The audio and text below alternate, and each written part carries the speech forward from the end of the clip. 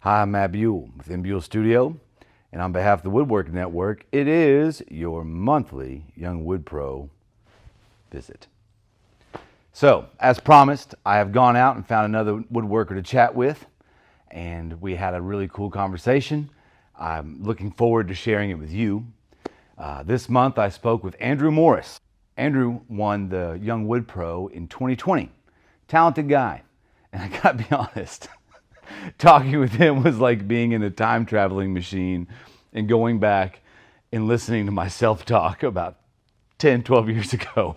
Andrew is going through some of the doldrums and the growth pains and life stuff that is exactly where I was at his age. So it was a really cool conversation. It was almost like talking with the mirror in time. Talented guy, really smart guy, really good insights. So I encourage you to check out this interview and enjoy it. A little banter in there too. So see you after the interview. I'm here with Andrew Morris, Yep. former Young Wood Pro winner. Andrew, you Yep. were 31 when you won. That's Yep. young for me. And so it's been a few years since you won. First, I Yeah. think you should just introduce yourself to anybody who might be tuning in. Name's Andrew Morris. I run AM Wood LLC. I pretty passionate about building wood stuff, anything furniture, cabinetry, doors, and um, just built our new shop actually. I'm also a licensed general contractor, but I stick to the cabinet shop mostly. Um, got a wife and 1 2-year-old daughter. Oh, you're busy, man. Oh, you're a Yeah. busy man. Yeah, we have fun. She loves daddy shop time. She loves coming down to the shop. So That's about how old my daughter was the first time she ever walked in my workspace. yeah. That bandsaw probably looked like a tower to her. Oh yeah. It's a magical place for her. Oh Just wait yeah. though, they'll become tweens and teens, and it's different. Yeah, I'm enjoying the cute stage. This Hey, is this is perfect. dig it while you can, man. So you won the contest for a walnut credenza. It Yeah. was very mid-century inspired. It was really good. That's a good piece. You did a really great job I, of I doing appreciate it. the grain continuation amongst the shelf or the drawer fronts. They're great. Yeah, that was a fun one. I actually remade that one at 7 feet long. Another customer found it on my Instagram, and I did it again, a little bit bigger, and then they had a 12-foot walnut dining table they added. So that was a fun house. That's a win. Yeah. Yeah, multiple builds and clients with things. It's a win.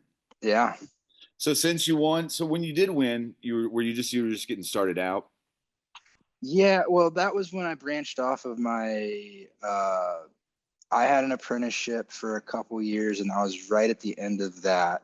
Mm. I went to the Port Townsend School of Woodworking prior to that and did the furniture design program that they had. I don't know if they're still doing that Okay. specific program. It's like a 3-month intensive.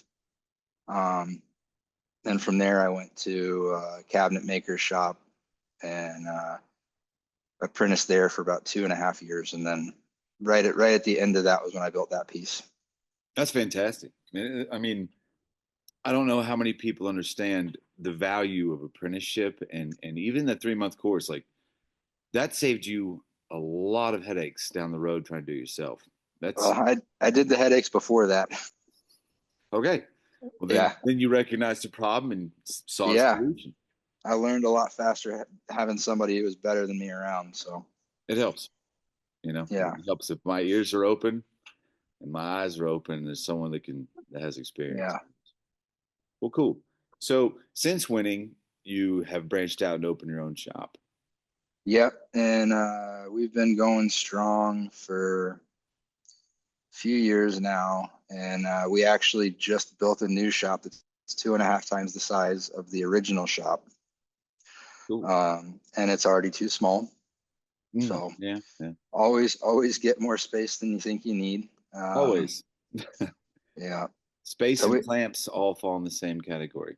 yeah, space clamps, and we just upgraded our CNC to a full size CNC, and Cool. that was a learning curve, but Glad we did it. Yeah, that's a daunting task. Learn that Yeah. whole thing. I haven't, but I can wrap my head around it enough to know. Yeah. I'm too old, man. Well, so since opening your shop, it sounds like it's been going pretty well. What have you been like? What has been the direction of your business like since winning is really I'm interested in like what life has looked like and what work has So looked like. what I've been doing is I've actually migrated a little bit from the furniture, well, a lot from the furniture to the cabinetry realm, Okay. just because it's such a consistent income Mhm. relative to um, the furniture, and having the small family. It helps to have that consistent income. Absolutely. But what it does though is I do a majority cabinets, and I work for an architect firm, and we have a lot of vacation homes around here from the Seattle area. So this firm does they have like three in-house, I think three now in-house designers, interior designers, and they keep a lot of my cabinet samples Cool. in their shop. And what that does is I build stuff for their homes, and these are all new builds. And what that always results in at the end of a cabinet job is a dining table or bed and nightstand combo. Mhm. It's very rare that I build a set of cabinets for somebody and then don't get additional work on, the furniture end uh, That's from the job. pretty sharp, man. I mean, so you expanded and kind of opened up into cabinets more because it's more consistent and I mean it's just Yeah. basically it just keeps your cash flow moving. Yeah. And I mean, I enjoy it. I mean, yeah, you're building boxes inside of boxes, and So it can get repetitive, but when you get that fun modern Euro cabinet with the tight reveals, and matching grain patterns across an entire kitchen, it's those are the parts I enjoy. And then building drawer boxes is exhausting, but no comment. hey, yeah, you know what, like turn a podcast on and get the mundane stuff done, and That's then right. look forward to the next time you get something fun. That's right. I mean, yeah, I think there are a lot of people have the misconception about what we do that it's like we walk in and we're doing like really sexy stuff, like Yeah. it's like, man, 80% of the time I am milling or sanding, Yeah. Yeah. like I get a lot of books on tape done, a lot of audio books. I remember I was about your age and I started getting into that and I listened to Jules Verne, 20,000 Leagues Yeah. Under the Sea. I don't Yeah. recommend that as audio. I I mean, could see there that was being a like a little whole dry. 45 minutes of just the names of fish. Yeah. I could see that being a hard one. But no, it makes sense. But the cool thing is that so by doing that, it's also become a foot in the door for clients to order furniture. Exactly. So you got a double win. Yeah, yeah. And it makes me hope that at least they like working with me if they keep adding on projects. So, Mhm. um, yeah, I really enjoy. I mean, there's one customer set that I've been working with. We're delivering their pantry this coming week, but I've done furniture for them, and we've been working on their house for 3 years on it. I mean, not continuously, but they just keep adding projects. And yeah, the cabinetry is not bad. It opens doors for other stuff. Sure. Like, can you make doors? Can you make? We did a cool one for them. It was a Murphy bed with a bifold bookshelf that closed in front of it. That ended up, it's for his office, and he wanted a whiteboard behind the bookshelf so that he could um, do his drawings for his meetings at home. And I was like, never seen that before, but I'll try it. That's what you're here for. No, that's cool, Yeah, man. I think that's a really smart play, and it sounds like getting in with an interior design firm, architecture firm. absolutely. That's a big one too. Have And a few contractors in your pocket. Yeah, I work for a couple builders in the area, and that's a really uh, beginning of my business was a lot tougher because I was dealing strictly with homeowners, mhm. and sometimes it's nice to have that general contractor, reaching out to you and saying, hey, we got a new house coming up. Can you fit us in? And that gives you some consistent work as well. I still work directly with homeowners. Sure. But a lot of the referrals come through the big home builders in the area. No, I've talked about that many times, and so I'm glad to see a personification of it, like a real example of it. Yeah. Is that I don't care how talented you are, if you cannot cultivate relationships, business relationships with people, Yeah. maintain them, every time you get lucky, it's just going to end up being a waste. Like you get a contract for the first time that checks your work out, or, a design firm or architecture firm, first time client, right? And that impression matters because Oh, yeah. now we're cultivating relationships. And if they like you and you're good for your word, and it's not hard, just just be a pro. Exactly. Yeah. Be professional. Show up when you say you're going to show up. Show up. People don't have a lot of faith in contractors. It's kind of sad. Yeah. And I mean, I would count myself as a subcontractor in the cabinetry realm. And it's funny when you actually show up, some people are surprised and like, oh, you did what you said you were going to do when you said you were going to do it. And that's always gets you the calls back and the referrals to the next person when their friends remodeling a house or their, friends building a new house in the area. They go, yeah, this guy does what he says. Referrals still are a huge deal, even in the world of social media dominance and all that stuff. Referrals, in my experience too, they're still very relevant.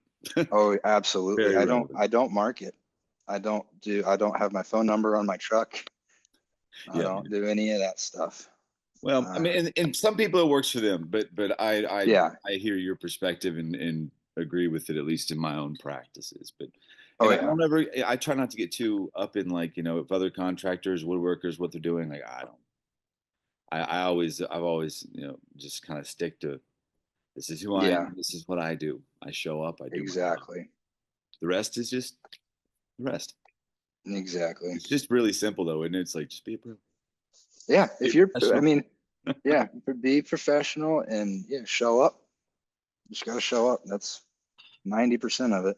So I'm curious, now that you're older than you were when you won, and definitely more experienced. I mean, shoot, you launched your own shop after winning, and are killing it.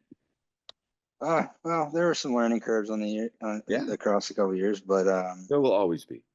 Yeah, it's been a fun ride. I think bite off more than you can chew. Drink from the water hose. Drink from the fire hose. I mean, that's your advice.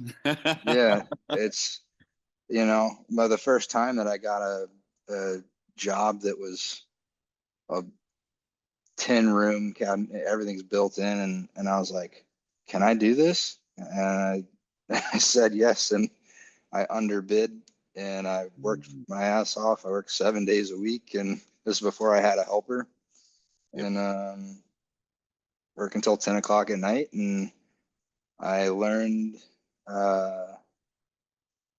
where my deadline should be set and how efficient I can really be. And I mean, I made it happen, but I changed my bid spreadsheet, and I, never did that wrong again. There it is. That's the thing. I've met a lot of young woodworkers, especially in the last 3 or 4 years. Just when I go out to do speaking engagements and stuff like that, and I even get emails. And perfect isn't going to exist. Like you're going to mess up.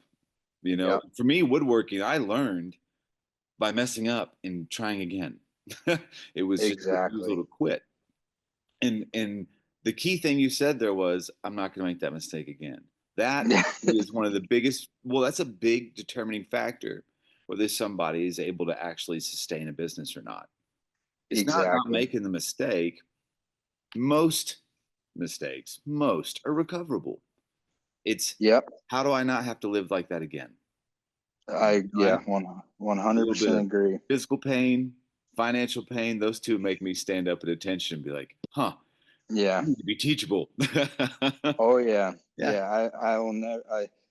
I'll never lose money on the same job twice, like same type of job. Yeah. Yeah, I'll say, yeah, I ate my pants on on some furniture pieces and a cabinet job here and there. And I was like, okay, chart, go look at cabinetry forums, go look at, the Facebook is a great resource. Like I'm Mhm. in 3 different small cabinet shop community.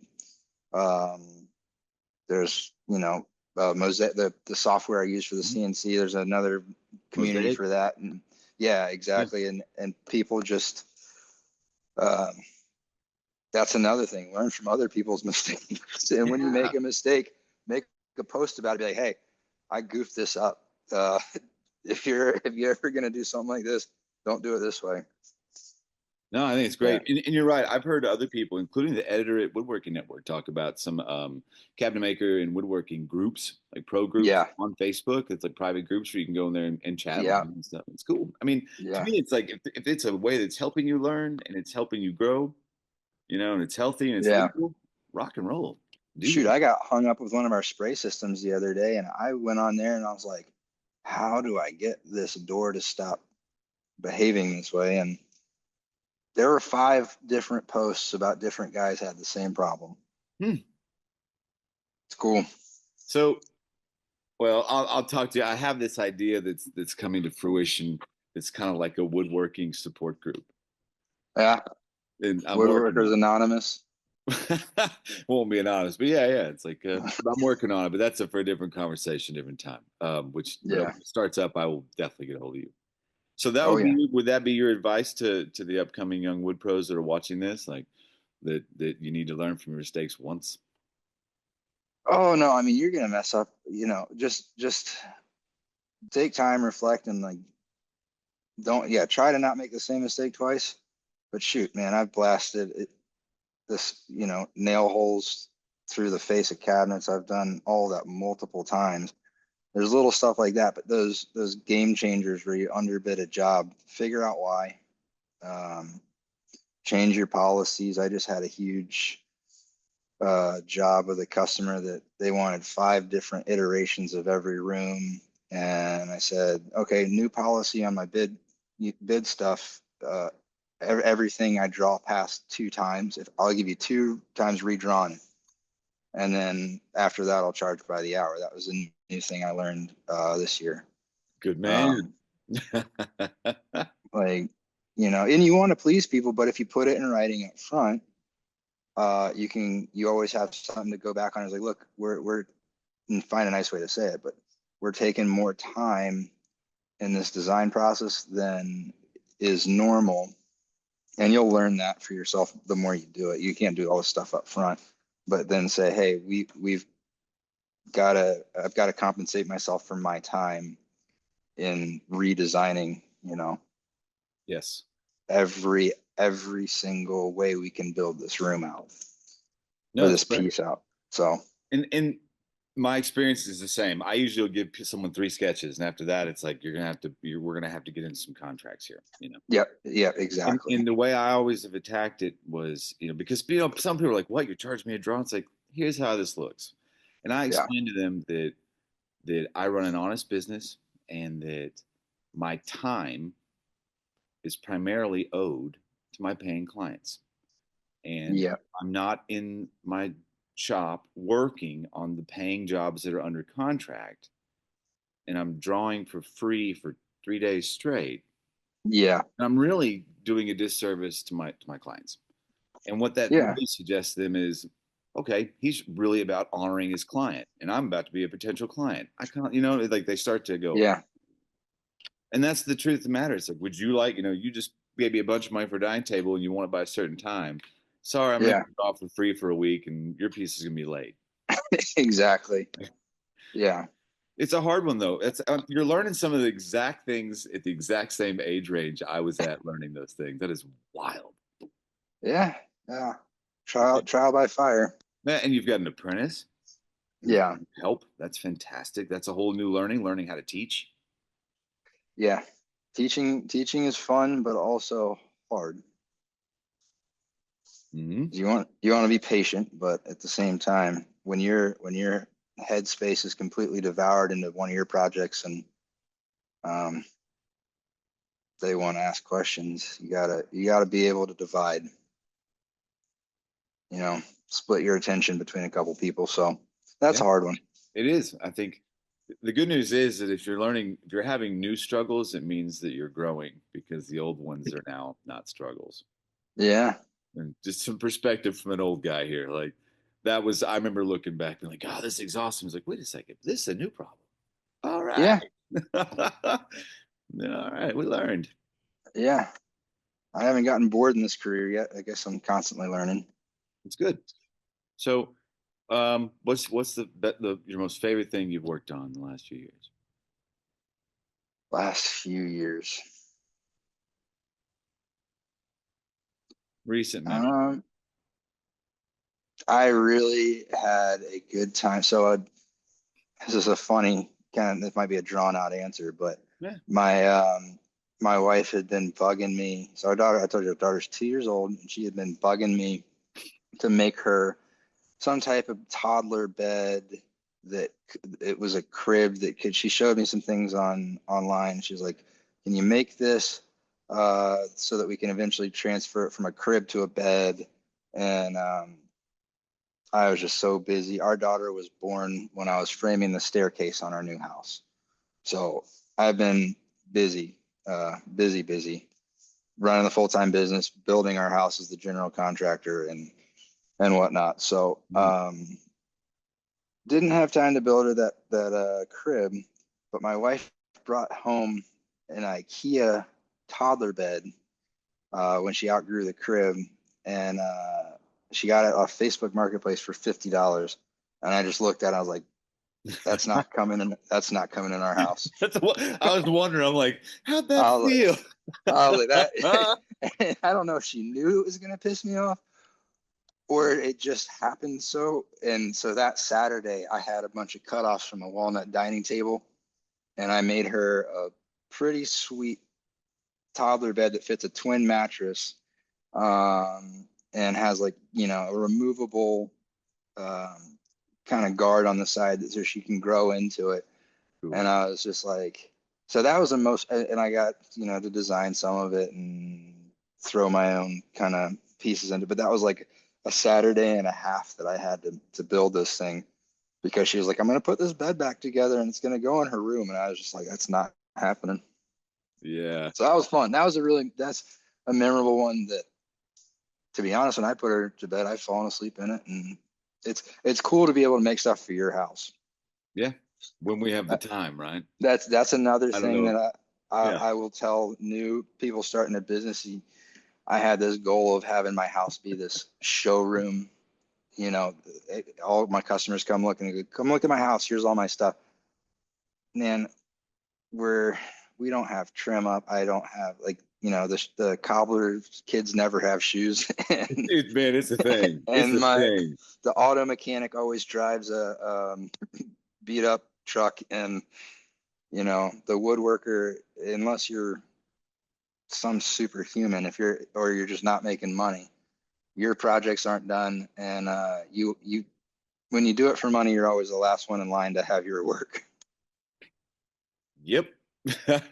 Man, I swear this is me at 36 right now. I'm cracking up. There was a point in time where I think I built 5 king-size beds and mine was still on the floor. Yeah. I'm like, come on, man. And they were really expensive beds. Yeah, give me a weekend here and there and I can do it. But that was a cool project that made me feel like I was able to save our family from an IKEA piece, at least. You know what? Your wife's a smart lady. I bet she'd say that's the best $50 she ever spent. Yeah. I mean, but I'll throw this out, man. Just from the old guy sitting in the little box on the screen. Yeah. I'm going through some stuff like that, and beat myself up. It's like I'm really good. I'm a really talented guy. Why can't I get this for my kid or get this to the house? And I realized that my daughter, I think at that point she was probably 6. Yeah. I was like, she doesn't care. She just wants to hang out with her dad, Yeah. you know? And so I Yeah. just kind of had to, it's like, you know what? I'm going to get to that when I can get to it. Oh yeah. You know, and when she needs, I got it. But I Yeah. just had to let go of this idea that I was going to be able to do everything all the time. And instead, it's like, you know what? Instead, I got to be present with Yeah. the kid, you know? Oh yeah.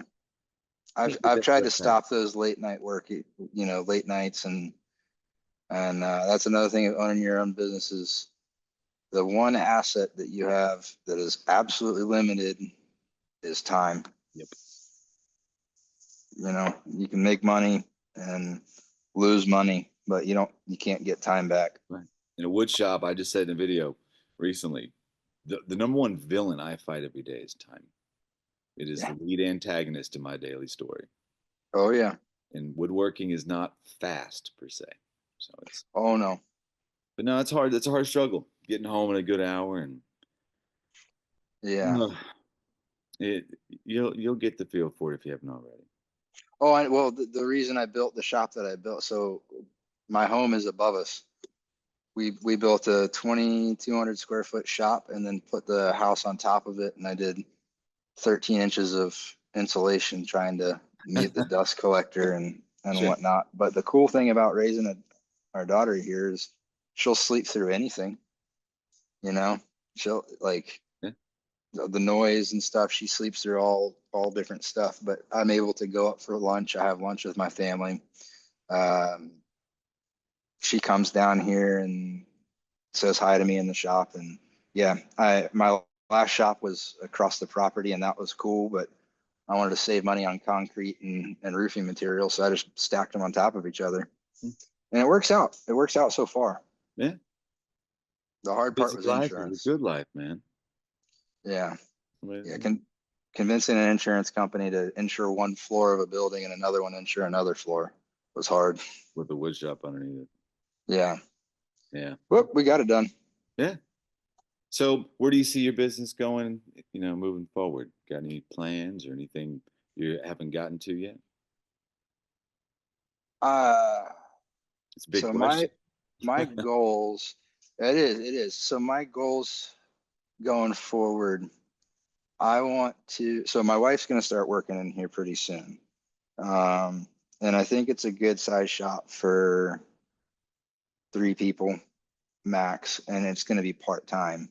But I think what I want to do is start some automated processes, not automated, but maybe do some recurring things, kind of supplement income.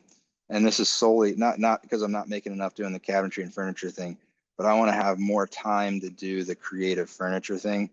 And so we've toyed around with this idea of making like I cut these kids rocking chairs out of plywood, different kinds of plywood that you can assemble on the CNC, and then maybe packaging and boxing those things and having kind of a shipping thing, and have my wife run that. Or there's a lot of people asking for floating shelves and things, right? I'm probably giving away every geographical area is gonna, Yeah, you don't have to you give know, away co- everything. I just meant like direction. no, I don't. I mean, dude, if you do it well enough, I think that you don't have to worry about the competition, and That's right. there's enough money out there for everybody. Well, and if If you're you're good really at what you good, do.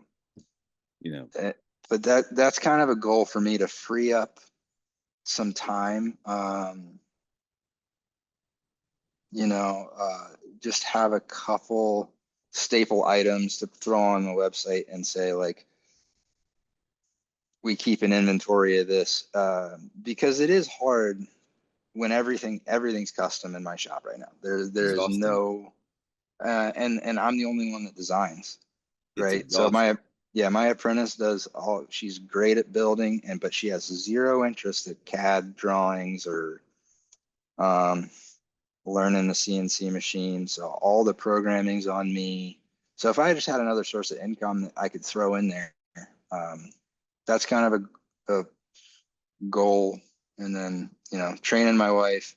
I did try for a while doing a private lesson thing, and that was rewarding. That's actually where my apprentice came from. We did a set of nightstands, and then she came back a couple months later, like, "Hey, can I work for you full time?" Okay. And I was like, "Cool." But the teaching thing is rewarding in the capacity of, um, like a satisfaction, but monetarily it was not as rewarding. I mean, how do you gauge building a pair of nightstands in a couple hours, right? I mean, Right. It was an entire weekend, and then it turned into a couple weekends, and then you lose your whole set of weekends for a couple $100. So where your line of thinking is going, I don't mean to cut you off rudely. Yeah. I apologize. No. I ramble, so cut me off whenever you want. No, you're great. I just like chatting with other woodworkers, man. It just it kind of energizes me. Especially seeing guys a little bit younger who are going through some of the stuff I went through, and I'm in my head being like, just hang in there, man. Just hang in there. You got this, you know? Yeah. But your intuition's pretty good, man, because in my experience, one of the things that exhausts me the most cumulatively, outside of just physical labor and my body getting older, is clients and peopling. That can get you, especially if you're not into that. My recommendation always is, if you're not a people person, hire a people person. Yep. But it's also the customization. So I equate it like football. Not that you have to be a football fan to get it, but when teams play each other in the professional leagues or in any sport, they prepare for that team. They learn their playbook, so to speak. Yep. But the good news is, once you've learned the playbook a few times, the depth of study the next time you play them isn't as deep. You know some of it. Maybe a few adjustments. Oh yeah. Us woodworkers that do custom work, oh my God, how many playbooks you learned, man? like that's how I look at it. It's like, oh my gosh, I've played a different team for 15 years every game. Yeah. Why does hickory split when you pre-drilled it anyway? Oh, and don't get me started. And cherry doesn't, and yes, yeah. But even just the whole design and the cut list and figuring out the piece structurally and getting the form right, like so what you're talking about is having something a little more streamlined. Yeah. To be there to open up some funding as well. That's not wear out your brain, so that you can actually have your mind and your patience and energy. Yeah, that's a goal. I think you're intuitively moving in a good direction based on my experience. I appreciate that. Yeah. And if it flops, it flops, and we take it off the website. And you'll learn something from it. Yeah. What's the worst that can happen? Yeah. And by the way, what you're talking about doing is probably mostly on your CNC. So yeah, a lot of it. Yeah, the miter fold shelves and hopefully we can do something cool with that. But let your CNC make you some money. Yeah, it's my cheapest source of labor right now. Yep. No, I mean, I've never been into them, and I've talked so much trash the last 15 years that if I got one, I think I would be upset with me. I would call me a hypocrite, but I understand it. I mean, and I told someone on a podcast once, they asked me, like, you hate CNCs? I'm like, I've had a new perspective on it. Something's got to build all the ugly crap I don't want to build. Yeah. Hey, go for a robot. But the more I get into cabinetry, the more, but pre-drilling all your holes and it's it was a good investment, but it does do some cool slab flattening. I've been able to incorporate it in some of my furniture stuff, and you can't give me too much crap because I did learn